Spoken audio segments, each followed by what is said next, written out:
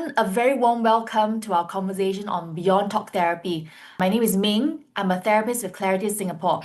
Well, if you're a therapist, you know this feeling well. You know, a client has deep insight, they understand their patterns, but real lasting change remains elusive. It's as if the body has a memory of its own, and the anxiety, the trauma response, or the numbness just won't let go. And that is the very challenge we're here to address today. We have the immense privilege of hosting two experts in the field of healing trauma and the mind body connection, Dr. Pat Ogden and Tracy Jarvis. Pat, Tracy, a huge thank you for making the time to speak with our community here. I'm so excited to get this started. We have so many enthusiastic questions from trauma specialists all over Singapore for you. We can't address them all, but I have curated a list of the most common and perhaps most important ones. Now, let me start the ball rolling right away with my first question to you both. What, in your view, is the most exciting possibility that opens up for a therapist when they begin to confidently work with the body? Well, from my perspective, the body has been such an untapped avenue for therapeutic change. So when therapists come to our trainings and start to learn about it, they're just amazed at the body's power for healing. Like once they learn how to help their clients get in touch with the body and what to do when they get there, how to work with it in this precise way that really resolves the impact of trauma, therapists are just rejuvenated for their work. It's like we're unlocking a new way of doing things. Yes, exactly. Yeah. And a whole new avenue for therapeutic change, and that it can really help transform trauma because trauma, we all know, lives in the body. Mhm. And Tracy? Yeah, just adding to, Pat, from my perspective and sensorimotor perspective, like start to change some of those patterns of tension, which are, formed by trauma. And certainly within that, those sort of brain networks, brain structures that have been sort of perpetuating that tension. And as Pat was saying, there's a whole plethora of opportunities. What then opens for the individual from the unconscious in that implicit memory to whatever their therapeutic outcomes are, whatever the therapeutic goals are, and just an extra dimension rather than sort of the talk therapy. And Right. it gets really, really exciting when you have different avenues to work with. And in different ways. So nuances with the body, nuances within talking therapy. There's now just different access routes to what's then possible for the individual. Yeah, I just feel so excited listening to this. Well, maybe perhaps could either of you, maybe Pat, could you describe a specific moment in session where focusing on a slight shift in a client's posture or breath or, somewhere in the body opened up a therapeutic breakthrough that talking simply couldn't reach? Oh, there's just so many. Um, I'm thinking of one client who had suffered from complex trauma and dissociative disorders for her whole lifetime, really, because her abuse started very, very young. And she couldn't come to any feeling of self-worth or any feeling of power in her life, continually reenacting past traumas. And as she talked about her history of rape, history of abuse, her fingers just kept lifting like this, just very slightly.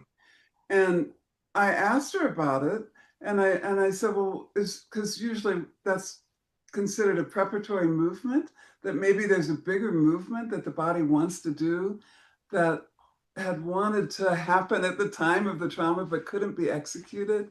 And so I asked her what her arms wanted to do, and it turned out that this pushing motion wanted to happen. So I held a pillow and she pushed against the pillow. And it was just life transformative for her. She said she couldn't believe the feeling. She said, this feeling is such a powerful feeling. And then she said, for the first time, she felt hope. And that is really what we live for as therapists, where traumatized patients can. And because you see, what it gave her was a sense in her body that she could protect herself. Cognitively, she had worked in talk therapy really for decades, but her body never got it, never understood that she could protect herself. And it gave her hope for the future. So that I could spend hours telling you of moments like that, Yeah. but that was the one that came to mind. The body holds so much information, and it's like what you often said that listen to the body's signals. It carries so much there. Yeah, and I think there was another question about, relational patterns. We often see clients with deep-seated, unconscious relational patterns. Like, I always end up with the same kind of partner. Tracy, how does the body holds these patterns, and how can SP help a client act their way into a new way of being? That's a great question. One of the things I love about sensory motor and some of the work that, Pad has put together and other trainers is how we talk about, is it attachment trauma or is it relational injury and wounding? We work with them in different ways. And, right from the get-go, when children and little babies are small, they inherit some of, through the body, habits and patterns of posture and movement as they grow. And in sensory motor psychotherapy, we look to work with some of those developmental patterns in what we call adaptive strategies and with posture. Sometimes clients will come and they might, be rounded in the shoulders, very thin, or they might be standing like this. So we will work with those different postures that were formed right from an early age due to adversity in the family and work with that to interrupt the patterns and then change them in specific ways. Sometimes working with the posture, the patterns, and also working with the belief that is inherent about the self or others or the world in those patterns of tension in the Yeah. body. Pat, anything to add on that or? I can give you an example if you'd like, Yeah. because sometimes that has an impact. What Tracy's talking about is really the family dynamics and how they impact the child and how the child takes them on in the body. Like when Tracy was like this, that person might grow up in a family where the child's not supposed to be seen or, shouldn't speak, shouldn't be really visible. Um, but it can be all kinds of patterns. And I'm remembering one, oh, I'm sorry, my dog is barking. Yeah, no worries. Oh, you can't hear it. Okay. Um, so a college student one came to me because she wanted a boyfriend and she didn't have a boyfriend, and she couldn't understand why. And her chin was like this. This is literally how she sat. Her chin was like this. And so we started to explore that. And I said, well, what happens if you just, lengthen the back of your neck and bring your chin down? And she was like, oh, I shouldn't do that. Uh, it feels better like this. And Tracy was talking about beliefs. Well, that the belief that came, she grew up with a military father who always told her she had to be the best. She had to be better than everybody. And that was in her body. And you can imagine how the young men would feel when they went out with a girl, her chin in the air, and she realized that had the superior attitude. So it really had to do with her relationship with her father. And as she learned to shift her body, and to soften and not have to be better than everybody, then it was an opening to an equal relationship. And she did get a boyfriend. So, yeah, it's those kinds of developmental patterns are different from the trauma. Yeah, we work with them differently. We distinguish different interventions for those developmental beliefs and then the life or death trauma. I think that there are Some, many wonderful written works about how the body stores trauma, but they're often revolving around trauma related to, threat to physical safety. But I think that Pat, your work has this really unique angle into relational trauma, attachment, injury. Um, so for a client with a history of trauma, right, you talk about how sometimes the body can feel like a source of panic, pain, betrayal, and shutdown. So how can SP transform this relationship, helping the client find safety, agency, and even wisdom within their body? that's just such a great question because this is one of the intentions of sensorimotor psychotherapy is to facilitate our clients to discover the intelligence in their own bodies, the real wisdom that is there. And many of our clients come to therapy having tried to work with their trauma with a top-down approach, like talking about it, like clients with panic, like try to calm it, try to use insight to quiet it. We would work with it very differently because we feel that since trauma first and foremost affects the body, it really requires a bottom-up approach so we can impact the body, which is where the trauma lives. So if somebody has panic or self-loathing or helplessness, we will look at how that lives in the body and help it resolve on a bodily level. Because it's not gonna help if a client has panic to have them express it emotionally. And I haven't found if it's trauma related that it really helps to talk about it. But if we say, okay, how does that panic live in your body? And they start to find out, they're like, oh, my shoulders, I can't breathe, I'm starting to tremble. Well, then we can work with that somatically and resolve it on the level of the nervous system and the somatic, the physical. Yeah. Yeah, I'm going to be using this word so much. This is so fascinating. Even when you're speaking, I find myself just adjusting my body and just paying attention to myself more. And this really paints a picture of what can be possible, with SP. Now, I'd like to bring this a little closer to home for our audience here in Singapore. Therapists are incredibly pragmatic. They work in a fast-paced, high-cost environment. So the question would then be how can SP be applied effectively within the realities of our context with short-term models and diverse cultural backgrounds, right? So let's get practical. So, Tracy, you've supervised Singaporean therapists, Have you come across any challenges when using SP that's unique to Singapore or Asia? And how have you navigated that with your supervisees? Yeah, one of the most recent maybe patterns that has been coming out is working a lot with OCD within the Singaporean culture. And some of those OCD symptoms and impulses being very similar to some trauma symptoms that we learn in sensorimotor psychotherapy. Some of the thought processes, sometimes the impulses or the thought, then the impulse, or the movement to reach. So, specifically at the moment, I'm working with various consultees in Singapore regarding OCD, but what I'm finding is that it's actually trauma and not OCD. So we've been working in ways that by either completing instinctive defenses or doing various slowing down the process of reaching. There's been kind of integration of implicit memory in some ways, and sometimes either the OCD impulses or the OCD thoughts, the repetition has been decreased.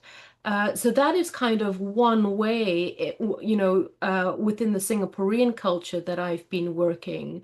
Um, Other parts of the work has also been within the culture around, what's okay to say and what's okay to not say. And within the culture, many of the young women will sit back and not speak and listen and be attentive. So it's about kind of finding voice, finding identity, and mobilizing more of the self, but through the body, rather than wanting to say something and then parts of the self sort of shutting down other parts of the self. So there are various ways that I am seeing within the culture and in all cultures, because I don't just walk in that culture, but how there are, how can I say, adaptive patterns that are actually protective in nature, but also need a little bit of help, a little bit of movement so that individuals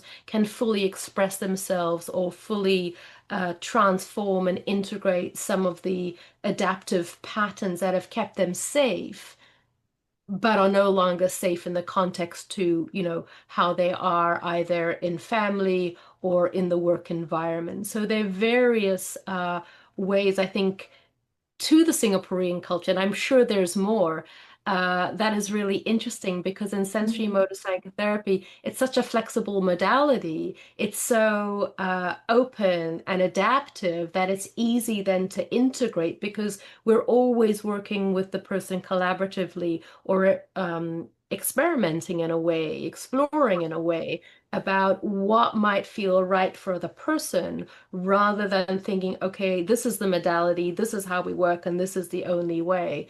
No, it's actually how do you then work with the individual in the Singaporean culture that feels safe, that feels embodied, that mm, feels that they can bring it back into their life in a way that suits them. So it's a wonderful and beautiful modality that really is open and collaborative and speaks to any culture. And that's been so helpful when working with consultees and supervisees yeah. in Singapore.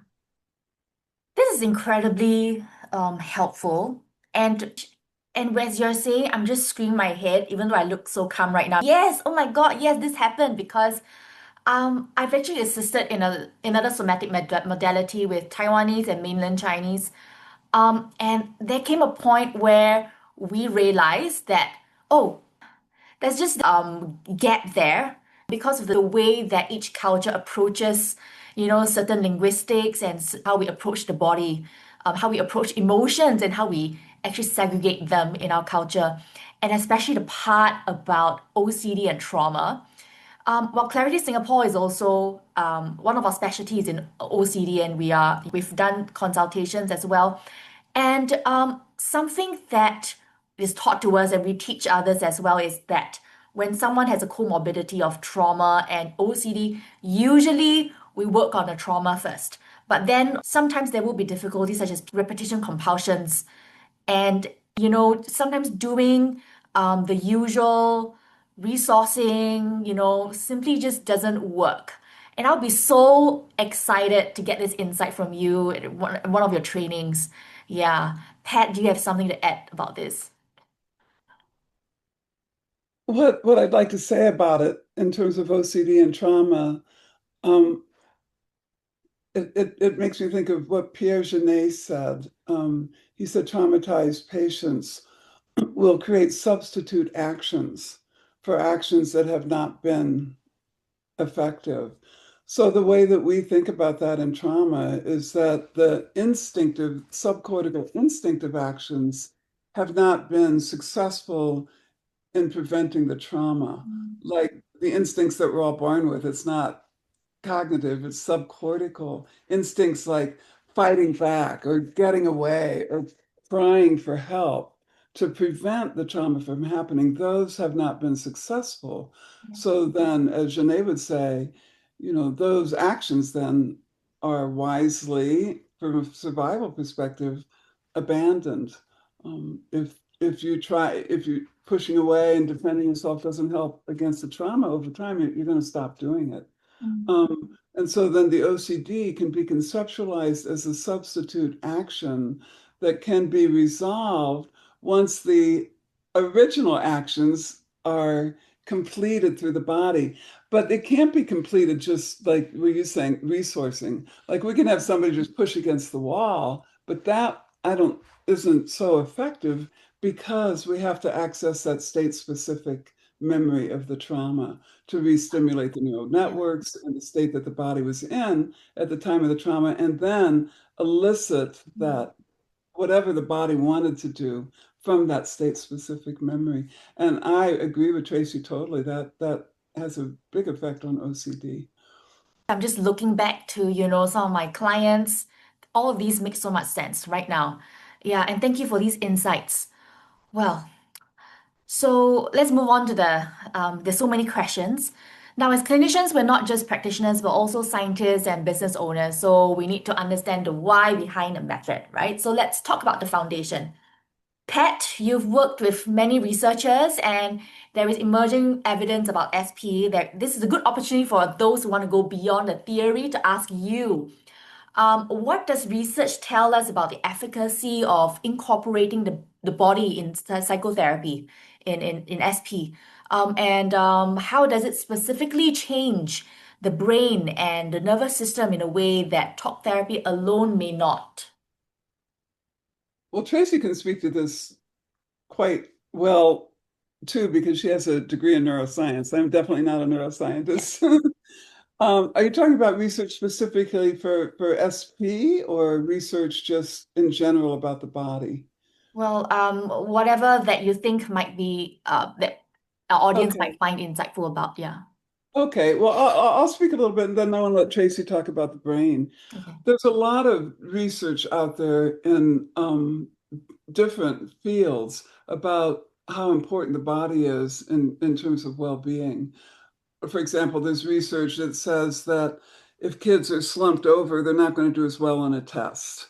There's research from Dijkstra in Norway that says if you take on a certain posture like this, you're going to be implicitly reminded of all the times that posture was operationalized, like all the times you felt scared. And when you think of our trauma clients, they've always got postures like this or like this, or there's certain ways that they live in their bodies that is constantly reminding them of the past.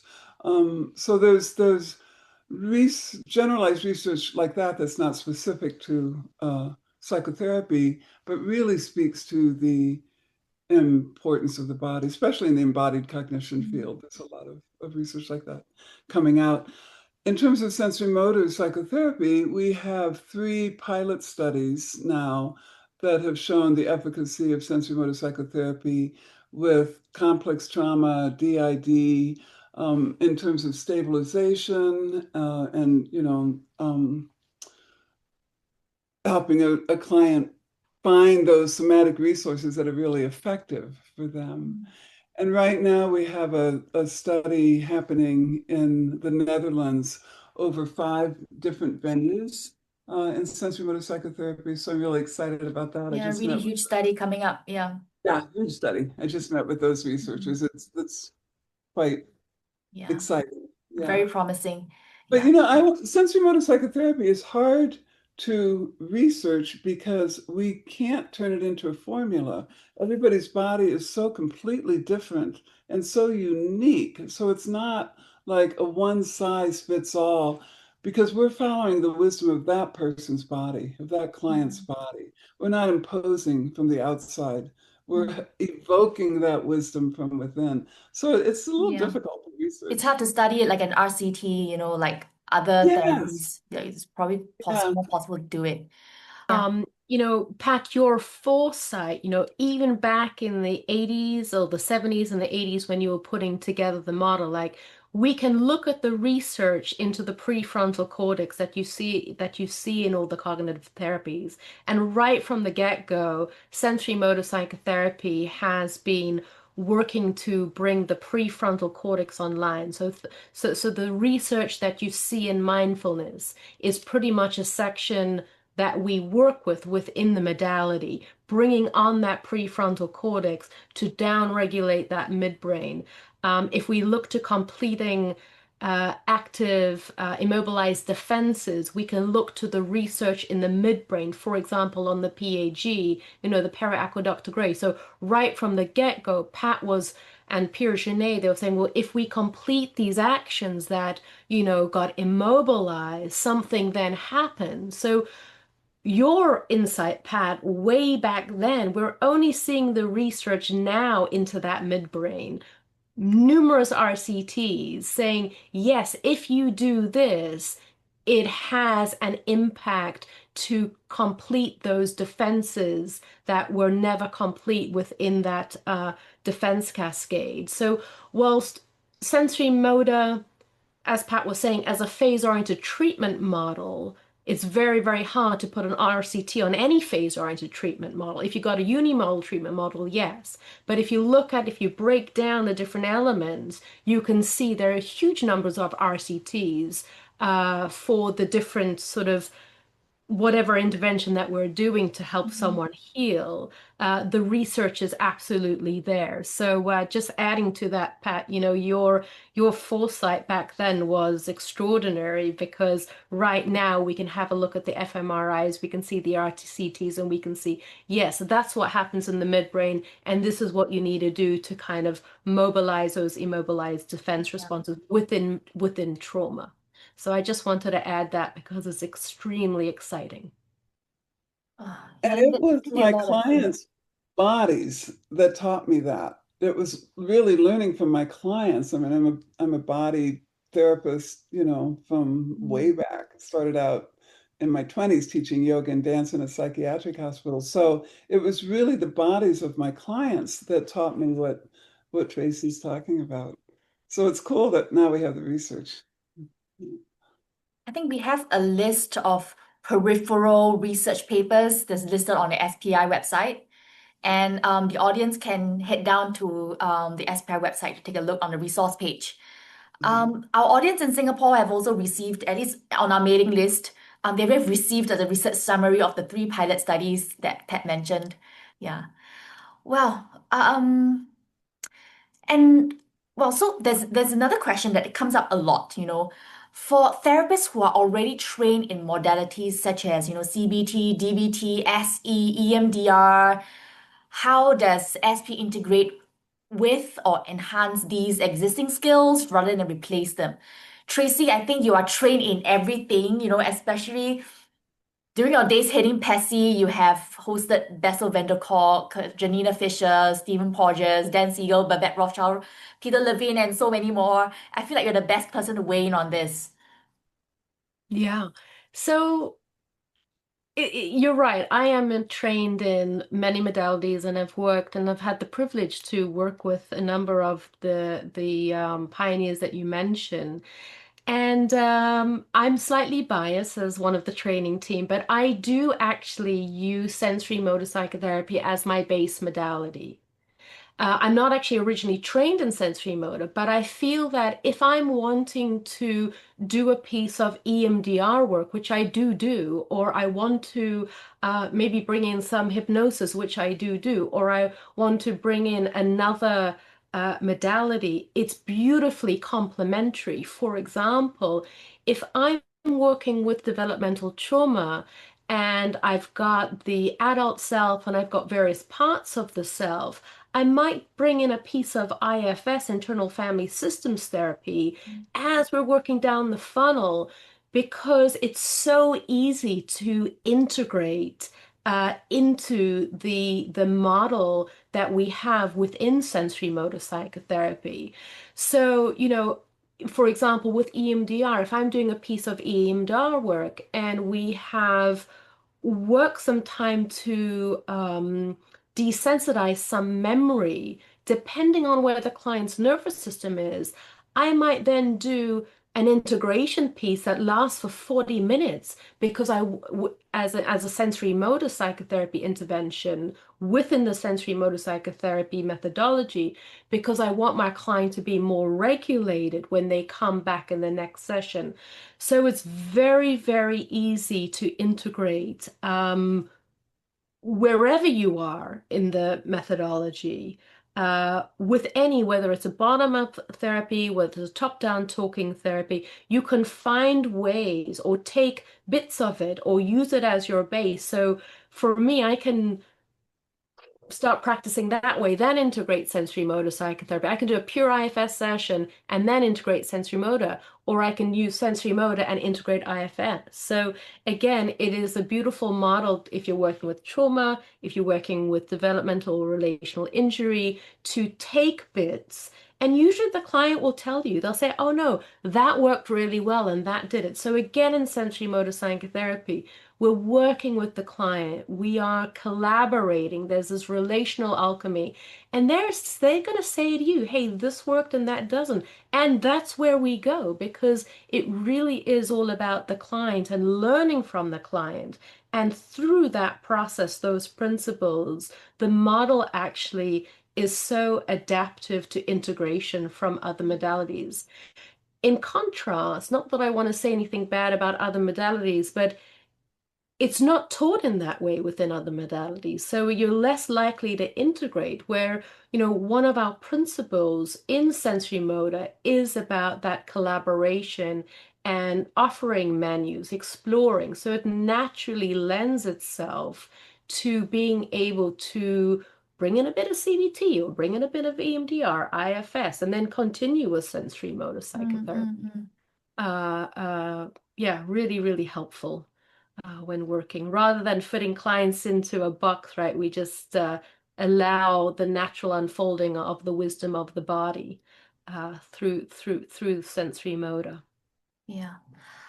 If I could add to that, Ming, like the demographic that you described, those are our students. We take highly qualified professionals who've already been trained in the methods that you have named. So it is highly uh, um, adaptable to any form of therapy. And we encourage our students, fit it in with whatever you already know, add it to your skill set. Yeah.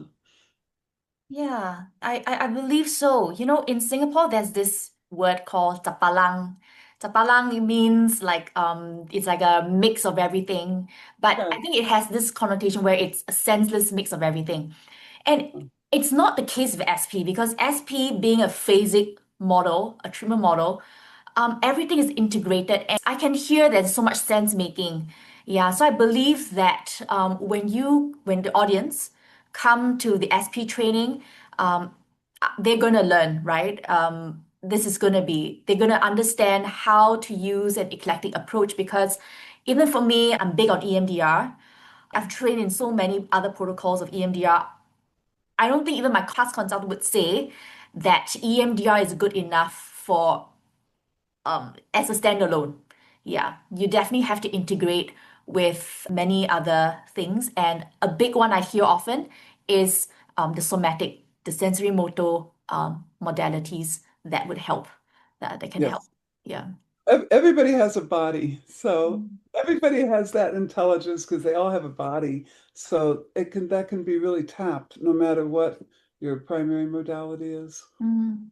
Yeah. Can I just add as well, Pat, on the complex side of things as well, the sensory motor psychotherapy model is really beautiful, because even though we are a body-oriented psychotherapy, a somatic psychotherapy, let me tell a story. I was once working with this very, very complex client who had been human trafficked and gang raped a million times. It was awful. And so with some clients, you can't go to the body. They don't have access because the body has been so traumatized. But one of the things that this woman could do is that she could notice that her eyes could move. So when she was able then to kind of notice, as a trauma survivor, not going into the body because that was too triggering, but just noticing that her eyes, before she had the flashback, could move side to side, she was able to create a bit of space and stabilize before the freeze, before the flashback. And that orientation, that noticing, she was able to, like, get better at it. And spend more time with it, spend more time with it. And it started to kind of stave off the flashbacks, off the freeze response, because she was able to not go into the body. It was too dangerous for her, but just to notice that there was a bit of movement. And so Mm. sensory motor psychotherapy works on the trauma side, the complex trauma side, the complex dissociative disorder side in an extremely safe way, giving clients the option to just notice, and just that noticing is so powerful because for this particular client, she didn't have to go into the body. But what she was able to do was start to bring that prefrontal cortex online, and that changed everything for her. So I just wanted to say that because as Pat was sort of talking about that wisdom of the body, it doesn't have to be noticing sensation, completing an active defense. It doesn't have to be that. It can be as simple as bringing awareness to sensory motor patterns that can make and create a huge shift and huge outcomes. And as we were talking about earlier, that hope, and I think makes me a bit emotional. That was the thing that gave this woman hope, right? After so many suicide attempts, just the noticing of the eyes. So it's extremely powerful. Because what Tracy is describing is a premise that we work with um, to find how a client can begin to get in touch with the body in a safe and resourceful way. So she did go into the body. It just happened to be in her eyes. It's not like she couldn't access the body, but what Tracy so brilliantly tracked was something going on in her eyes. There was actually movement and resourcing for her. And so she brought her attention to something that could help her, that was resourcing. And then that's the beginning. It shifts everything. And for all clients, we have to do that. Clients who can't, they're too terrified to go in the body, we find a way that they can begin to experience the body in a resourced way. Like I might say, okay, let's just go for a walk because clients who've been traumatized, they've been frozen. They haven't been able to flee or get away or move. So we go for a walk and they start to feel the movement in their body. So that could be an entry point. So what Tracy was illustrating was just we never force anybody into the body, but we do find those inroads of where they can begin to access it as a healing avenue. Sometimes with clients who are so highly traumatized, it feels as though there's no inroad or no resource that we could tap on. And I'm so glad to hear that SP has a way, to go about that. Yeah. And this really helps to build the solid, rational case for this approach. I can't imagine how anyone would not be convinced, after listening, to this.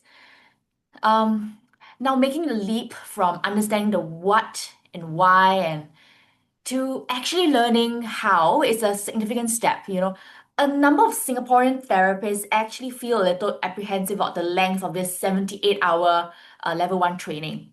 So for someone considering the level one training, they want to know what they can expect. It's a significant investment of both time and money. What's the unique value of taking this 78-hour program compared to reading Pat's book, which most of us probably have already done so, or watching videos already available online. Maybe let's hear it from our SP trainer, Tracy.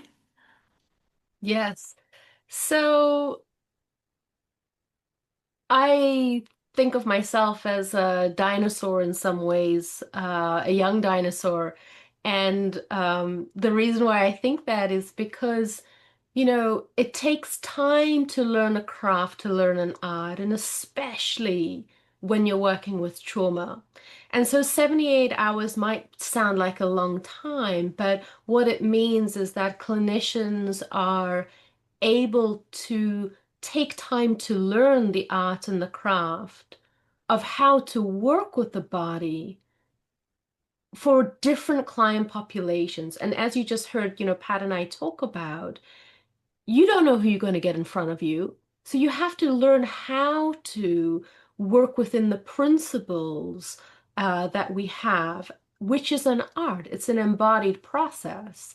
And a lot of the time, everything's okay. How can I do the certification in kind of 3 hours and, 3 hours and 22 minutes? Or, if I look at this on TikTok or that on Instagram, then I'll be able to do that. But actually, in reality, when you're working with mental health, it's priceless.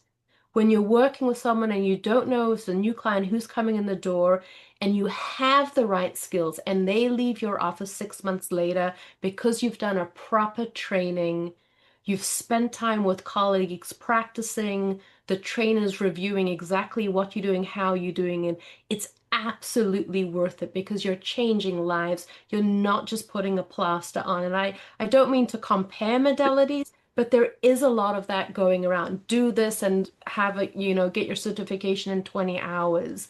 Yeah.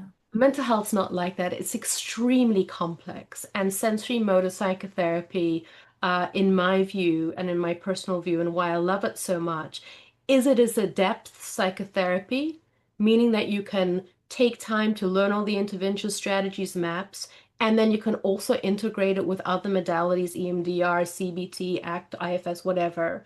Yeah. And that does take some time.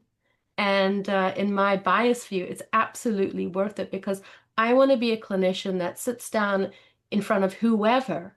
And as we were talking about, that client's body tells me what the access is to helping them have hope and heal. And I can only do that if I spend time in basic concepts like contacting and tracking.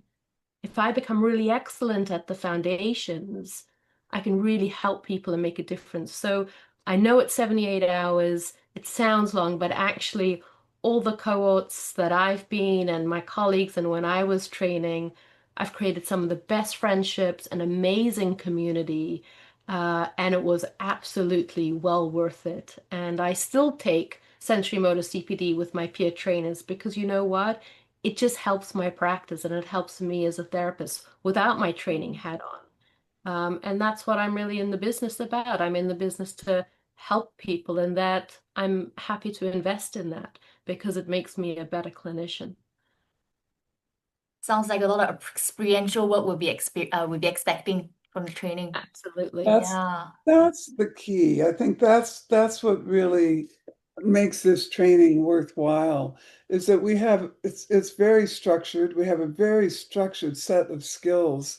We have very clear maps, lenses to look through. And each step of the way, you it's sequential. You learn this skill, you get a lecture, you can watch a video, you can read about it, but then you practice it. And that's that's what really makes it valuable, is that you learn it from the inside, not just learning from a book. You experience it from the inside. And I mean, I trained, I started training in 1981 when I founded the Institute. And students have said across the decades that for them personally, it was the most worthwhile thing they've ever done because they learned it from the inside. It's not a top down, it's learning from the bottom up for yourself. And once you get it in your own body, then once you get each of those skills, really in your own body, you can then implement them with your clients. So you should be able to take it to your clientele, each skill as you learn it. Yeah. But it does take time. When I think 7 to 8 hours, I think, oh gosh, it's so short. Um, the training used to be much longer, it Yeah. used to be 400 hours. Yeah. But we've tried to make it as short as possible without losing the integrity of it. And this is something that we're known for, is both the trustworthiness of our work, because we've been around for over 4 decades and very successful. We teach all over the world. And also that we really honor the complexity. It's not an easy method. I mean, it's not a formula. It's complex. Human beings are complex. And when people come to the training, I think that's one of the things they really value. Mm. Uh, we Yeah. dive in. We don't just graze the surface. We go deep. In fact, many of the world-class training programs, they actually take this long. They either take like, 80 hours or they take like they break down the smaller modules, or they have a few days of lecture and then they break down into many, many consultation hours, up to 20 over consultation hours over a period of few months. So actually 78 hours is, it's reasonable for, a world-class training program like, the SPI. Yeah. Pat, Tracy, this has been an absolutely illuminating conversation. Thank you for so generously sharing your wisdom and for demystifying this work for us. Now, to our audience watching, if what you've heard today resonates with that feeling of wanting to go deeper with your clients, if you're ready to add this missing piece to your clinical toolkit, and then, the next step is waiting for you. Clarity Singapore is thrilled to be co-organizing this Sensorimotor Psychotherapy Level 1 training with the Sensorimotor Psychotherapy Institute, SPI. Here is your chance to learn this transformative modality directly from the source. Spaces are intentionally kept small to ensure a quality learning experience, so we encourage you not to wait. Now, click the link in the description below this video to find out all the details, the dates, the tuition, and how to secure your spot. Before we go, Pat, Tracy, do you have any final words of encouragement for a therapist in Singapore who is on the fence about embarking on this training journey? Go ahead. Well, I don't think you'll be sorry you did. We never have people saying, "Oh, I'm so sorry I took the training." Most people do really find it transformative. Even people I've had people in their 80s do this training, who've been therapists for like 40 years. So yeah, I think you'll love it, but you have to feel inside yourself if it's right for you. Yeah. Yes, and like Pat was saying, different psychologists or counselors, social workers, sometimes medical professionals, psychiatrists, doctors, all the trainings I've been on really find it aids whatever practice or clinical specialism as a practice when working with another. So hope you will join us for this exquisite training, in-depth training, and where we take time just to, as Pat was saying, learn from the body through huge amounts of experimental practice. Yeah. Thank you both again, and thank you for watching. If you have any questions, all the contact information is in the description. We hope to see you in a training room. Take care.